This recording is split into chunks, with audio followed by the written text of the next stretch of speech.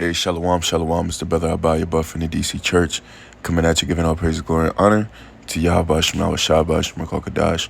Yah being the Heavenly Father, Yahweh Shai being whom the world ignorantly calls Jesus Christ. Bashim again the name, recall many spirit, Kodash the Holy. These are the names and the powers that I come to you in order to profess the 100% truth and Lord's will to the elect's faith.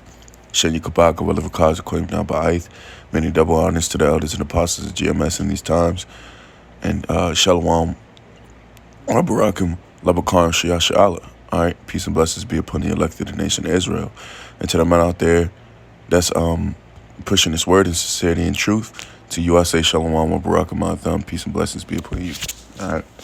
So without further ado, I wanted to make this video. I made the video, but I used the wrong context or words for the context of the video, which I want to clean that up a little bit and kind of just, give me 1 second.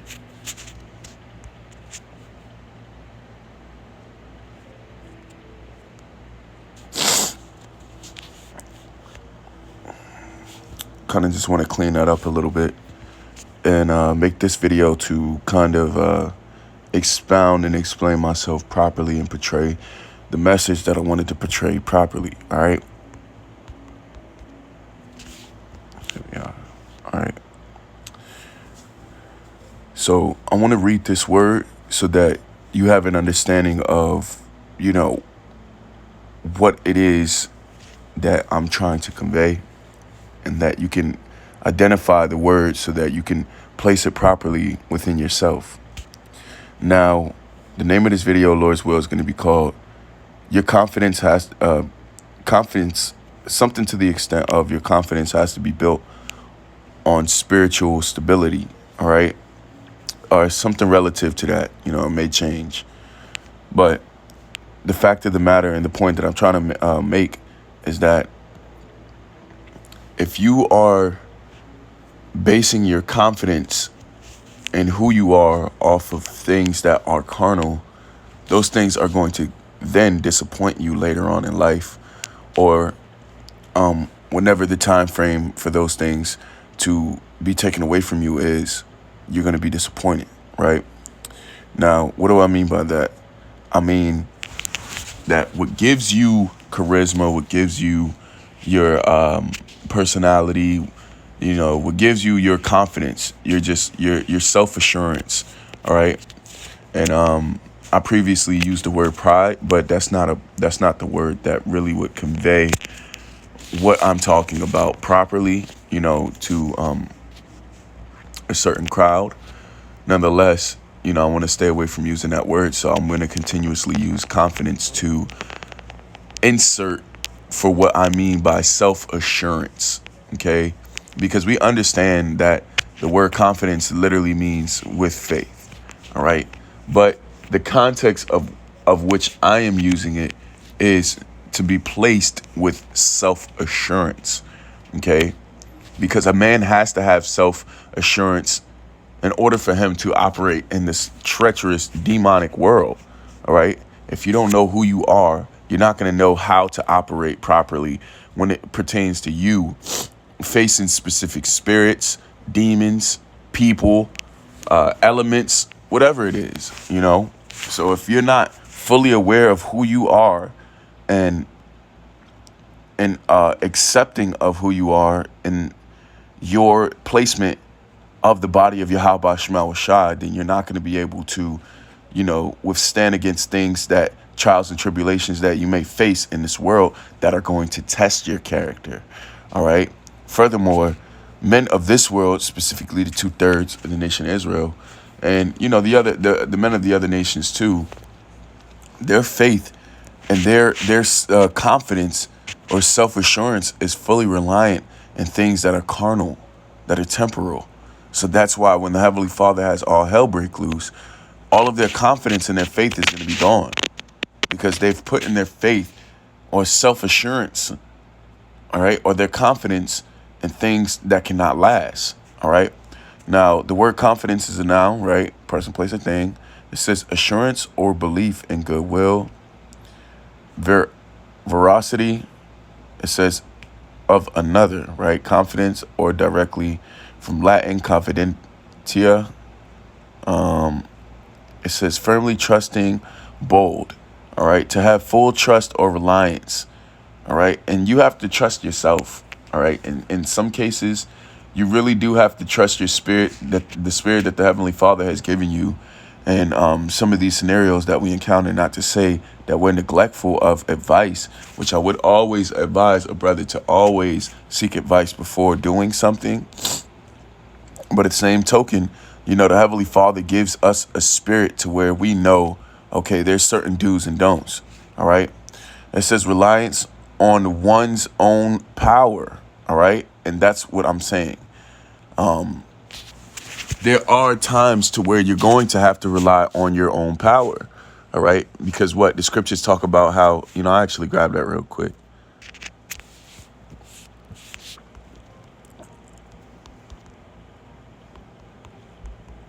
I think it's Galatians, the 6th chapter.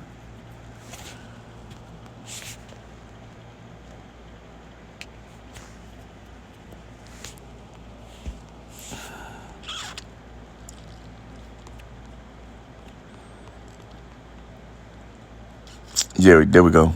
Galatians 6:5. It says, for every man shall bear his own burden. Right. So there's a point of time to where you're going to have to rely on the power that the Heavenly Father has given you within yourself. All right. And confidence, being able to be bold in certain situations, like being fearless, being again, like I said, bold and courageous in certain situations is relying on your own power, which your own power isn't your power. It's really the Heavenly Father. So everything stems back to everything that you have internally as far as traits stems back to the Heavenly Father. And that's what you have to understand. Right. So with that being said, I wanted to make the point of saying that our confidence cannot be reliant on any carnal aspect of our lives. All right. That is for the 2/3 of the nation of Israel. As for us, we have to be reliant on spiritual things. Now, as I gave an example before, the example that I like to give is that, men in this world, they built their confidence off of their sexual prowess. All right. How many women they've slept with and how good they've slept with them. Men of this world, they put their faith or their confidence, their self-assurance in their financial stability. I got so much money in my account. Okay. Men of this world put their confidence in their goods, the possessions that they have of this world.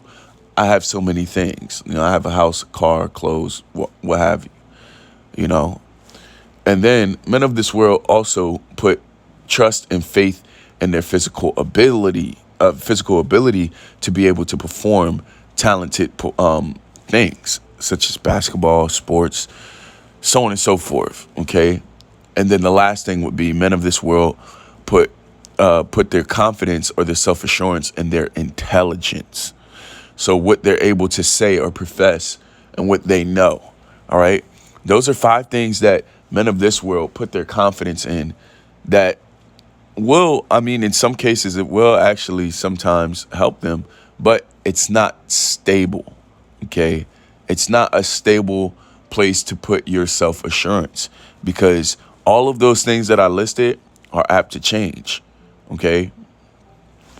If you put your confidence in those things, they're going to change. The status of your health from day to day changes. The status of your finances from day to day changes. Just look at Usain Bolt. Usain Bolt had $12 million in his account. He took his $12 million, put it into a foreign Jamaican account, law firm account or something like that. And now he only has $12,000. It's easy for the Heavenly Father to make a poor man rich and a rich man poor. Okay. It's easy for the Heavenly Father to take away your ability to walk, talk, eat, sleep. Like, it's so easy for the Lord to take away these things from you, even your ability to have sex. Okay. Like, and that's what our pride is. Sometimes, a man takes pride in how good he sleeps with the woman, just speaking blatantly, and the Lord could very well take that ability away from you. But you put all your confidence in that, and you've based your confidence off of, your sexual prowess, and now when that doesn't, favor you, or when that's not able to service you because your body is all fucked up, then what? Where's your confidence going to be? You're going to be walking out here like a fucking bum, like the rest of these people. Okay? So, again, the scriptures give us strict law and where we're supposed to put our confidence in. All right? So this is Matthew chapter 6, verse 19. It says, lay not up for yourselves treasure upon earth, where moth and rust doth corrupt, and where thieves break through and steal. But lay up for yourselves treasure in heaven. See, putting your trust, your confidence, your self-assurance, and in heaven, where neither moth nor rust doeth corrupt, where thieves do not break through and steal. For where your treasure is, there will your hearts be also. All right. Now, of course, we can think about this carnally. All right. Store up our treasures in heaven. But furthermore, when you think spiritually, what is our treasure? Our treasure is our faith, our confidence, our self-assurance, our internal traits that, will allow us to basically obtain a seat as the elect. That is your treasure as a man, and you can't let Esau take that treasure away from you, okay? And you can't allow Esau to tell you where the fuck to put the treasure, all right? So, kids, I'm thinking of another precept, but I wanted to finish expounding on that. Give me 1 second.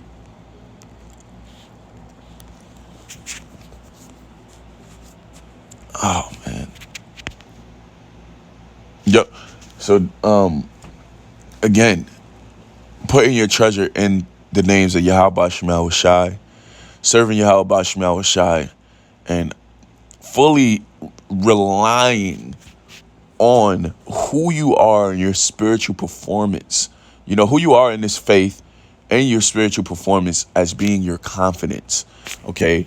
And now we understand that our spiritual performance isn't going to be a fucking flat line. It's going to have really, really high highs and really, really low lows. But at the same time, throughout it all, you have to be that flat line to even those high highs out and even those low lows out. All right. Talking about our spiritual performance. So, nonetheless, that is what we build our confidence on. That is what we build our self-assurance on. That is what we build our character on, is our spiritual performance. That is what we put our trust and our faith in, okay? If you have confidence, your confidence has to be built off who you are as a spiritual man, not as a physical carnal man. The Lord could give a fuck less about the natural man, all right? He talks about that in the book of 1 Corinthians, the 2nd chapter, I believe. I'm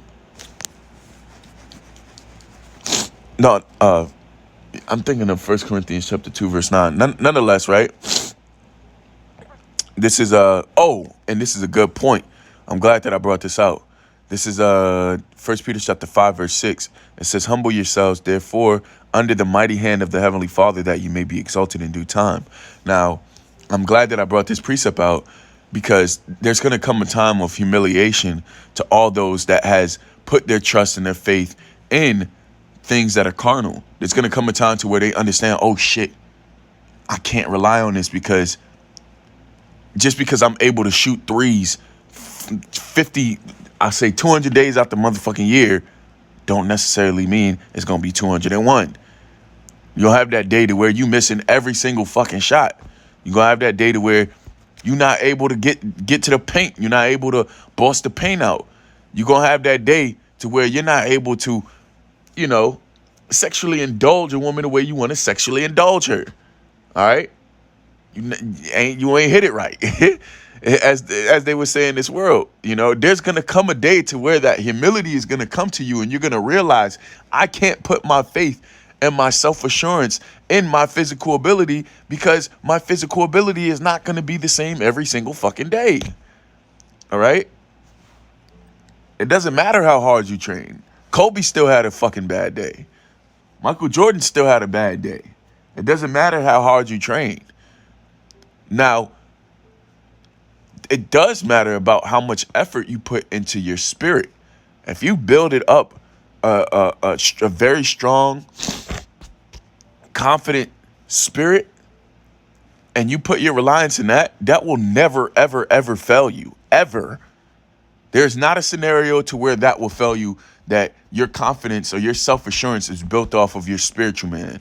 It can, because it's the thing is, the spiritual is untainted. It's not something that is apt to death, you know? So therefore there's eternal, there's eternal, I'm looking for the words, Salakia. There's eternity in the spirit. So that's why you can put your faith in that. Again, it says, verse 7, 1 Peter chapter 5, verse 7, casting all your care upon him, for he cared for you. All right.